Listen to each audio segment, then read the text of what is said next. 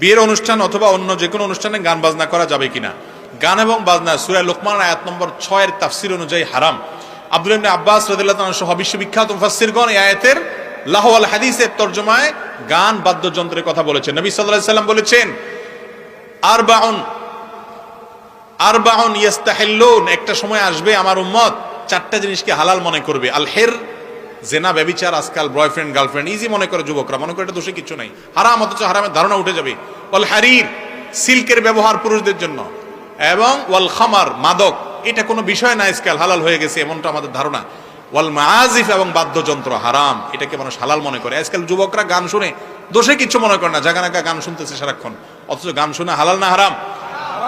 মিউজিকের ব্যবহার থাকলে সে গান শোনা হারাম। যে গানের কথামালার ভিতরে অবৈধ প্রেম ভালোবাসার কথা আছে সেগুলো হারাম। যে গানে কথামালায় ভালো কিছু আছে, কোনো মিউজিক নাই, সেটা শুধুমাত্র গাইতে পারেন, শুনতে পারেন, তাতে অসুবিধা নাই।